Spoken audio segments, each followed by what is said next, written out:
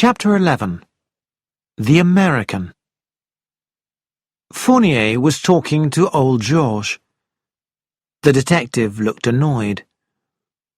"Just like the police," the old man complained. "Asking the same questions over and over again.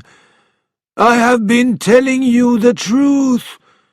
Yes, a woman did come to see Madame the night before she left for England. I did not recognize her.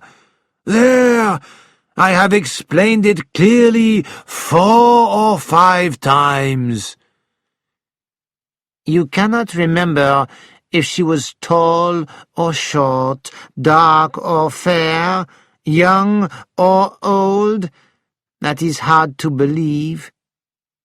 "What do I care? I am ashamed to be mixed up with the police." Poirot slipped his arm through Fournier's. "Come, my friend, let us go and eat." He smiled at the old man. "The lady was neither tall nor short, fair nor dark, thin nor fat. But this you can tell us. Was she a lady of fashion?" "A lady of fashion?" Georges was surprised. "I am answered," said Poirot. "She was. And I have an idea that she would look good in a bathing costume. Do you not agree? See here." He showed the old man a page torn from the sketch. A small flash of recognition showed in the doorman's eyes. There was a moment's pause. "Do you not agree?" "They look good enough, those two," said the old man, handing the page back. "To wear nothing at all would be nearly the same thing." He laughed as Poirot and Fournier stepped out into the sunlit street. Over lunch, Poirot took out Giselle's notebook. Fournier was very excited. He turned the pages and wrote in his own notebook. Then he looked across at Poirot. "Have you read this?" "I have only glanced at it. May I?" Poirot took the book and began to read. He put it down as the cheese plate arrived. "There are certain interesting entries," began Fournier.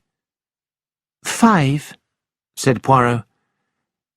"I agree." Fournier read them out from his notebook. CL 52, English lady, husband. RT 362, Dr. Harley Street.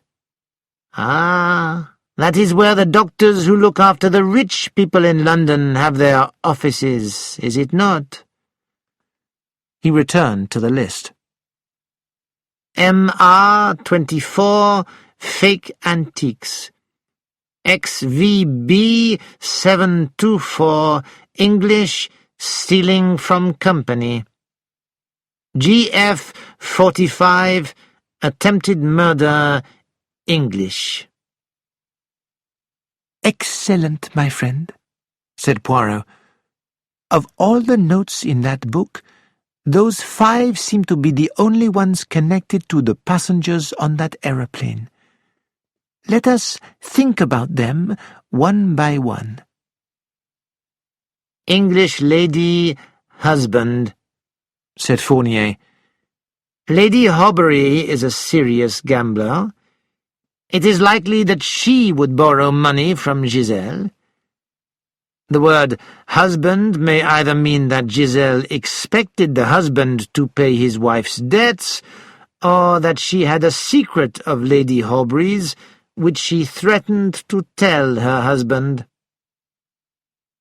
"I think it is the second one myself," said Poirot, "and that the woman who visited Giselle the night before the journey was Lady Horbury. the doorman is protecting her. He said he could not remember the visitor, but he reacted very slightly when I showed him a picture of her from the sketch. She followed Giselle to Paris from Le Pinet. It looks as though she was quite desperate. I think that may be true. But it does not fit with your theory, eh? I have the right clue pointing to the wrong person. Would you tell me what it is? Asked Fournier. No, because I may be wrong, and that might confuse you. No, let us each work according to our own ideas, to continue with the little book. RT 362, Dr. Harley Street, read out Fournier. Dr. Bryant, perhaps?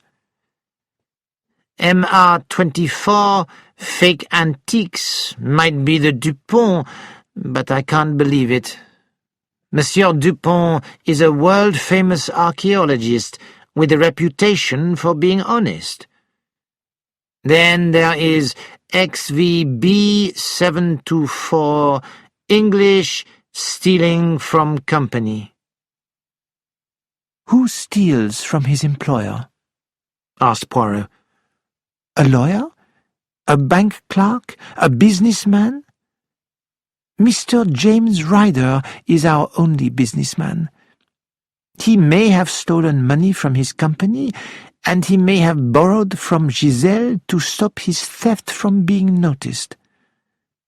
And the last entry, GF 45, attempted murder, English, this gives us a very wide field. Author, dentist, doctor, businessman, steward, hairdresser's assistant, aristocrat. And so, where next, my friend? To the Sûreté. They may have some news for me. I will come with you. And then I have a little investigation of my own to make. Perhaps you will help me. At the Sûreté, Poirot saw the chief of the detective force, whom he had met some years ago on a case. Monsieur Gilles was friendly and polite. I am happy to learn that you are investigating this case, Monsieur Poirot. Madame Giselle was very well known in Paris, and the manner of her death, extraordinary. A poisoned dart from a blowpipe in an aeroplane? Is it possible that such a thing could happen? That is my point exactly, cried Poirot. Ah, here is Fournier, with news, I see. Fournier was excited. A Greek antique dealer, Zeropoulos, has a shop in the Rue Saint-Honoré. He says he sold a blowpipe and darts 3 days before the murder. We must interview him. Monsieur Zeropoulos was delighted to see the police. Yes, he had sold the South American blowpipe and darts. I sell a little of everything, gentlemen. Persia is my speciality. Monsieur Dupont himself comes often to see what new items I have for sale, and to give me his opinion. But, as well as my valuable collection, which the experts respect, I also sell cheap foreign rubbish from the South Seas, India, Japan, Borneo. The blowpipe was in that tray there, with a shell necklace and some green beads. Nobody noticed it until this American comes in and asks me what it is. An American? Said Fournier. Exactly. I tell him about the deadly poisons used by certain native tribes. I explain how unusual it is that I have anything like this to sell. I tell him my price, and he pays. I give him the blowpipe and the darts, and it is finished. But when I read of this incredible murder, I wonder, and so I call the police. "This blowpipe and dart," said Fournier. "Could you identify them? They are in London now, but you will get a chance to look at them." "The blowpipe was this long." Monsieur Zeropoulos measured a space on his desk. "And this thick, like this pen of mine. It was light in color. The darts were long and pointed, dark at the tips, tied with red silk." "Red silk?" asked Poirot. "Yes, monsieur." Poirot gave a satisfied smile. "Can you describe this American?" asked Fournier. Zeropoulos raised his hands. "His voice was nasal. He could not speak French. He was chewing gum. He had on glasses with dark frames. He was tall and not very old. He wore a hat. He was not remarkable in any way." "And now, my friend," said Poirot as they left the shop, "come with me to the Boulevard des Capucines." "That is—" "The office of Universal Airlines." "But we have already talked to them. They could tell us nothing of interest." "Ah, but you did not know what questions to ask." In the office of Universal Airlines, Jules Perrault said he was happy to help the police if he could. "It is about the murder of Madame Giselle," explained Poirot. "Ah, yes, I have already answered some questions on the subject." "But it is necessary to have the facts exactly. Now, Madame Giselle booked her seat when?" "By telephone on the 17th. "For the 12 o'clock service on the following day?" "Yes, monsieur." "But I understand that Madame wished for a seat on the 8:45 a.m. service." "Madame's maid asked for the 8:45 service, but that service was booked up, so we gave her a seat on the 12 o'clock instead." "I see. But that is strange, because a friend of mine went to England on the 8:45 flight that morning, and the plane was half empty." Fournier looked at Poirot in surprise, but said nothing. "Ah, well, sometimes people do not arrive at the last minute, and so there are empty seats. Sometimes there are mistakes. The people at Le Bourget are not always accurate." A drop of sweat appeared on Perrault's forehead. "Two possible explanations," said Poirot, "but not true. This is a case of murder, Monsieur Perrault. If you keep back any information, it may be very serious for you." Perrault began to shake. "Come," said Poirot. "How much were you paid, and who paid you?" 5,000 francs. I had no idea. I meant no harm. A man came in. He said he wanted to get a loan from Madame Giselle, but he needed their meeting to be accidental. He said it would give him a better chance. He knew she was flying to England on the following day. He asked me to tell her that the early service was full and book her seat number 2 in the Prometheus. I saw nothing wrong. Americans do business in unusual ways." "Americans?" asked Fournier. Yes, he was an American. Describe him. Tall, with grey hair and dark-framed glasses. Did he book a seat himself? Yes, monsieur.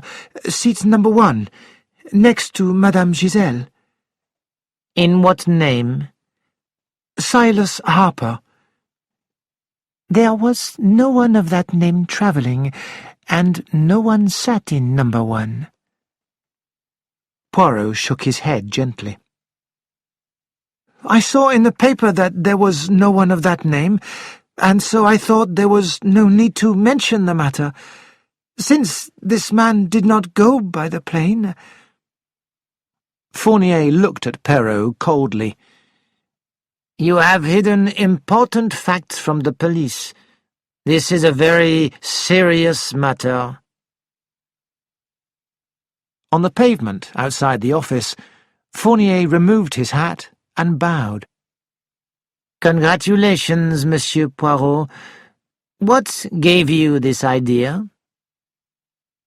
On our flight over from England this morning, I heard a man saying that he had crossed on the morning of the murder in a nearly empty plane.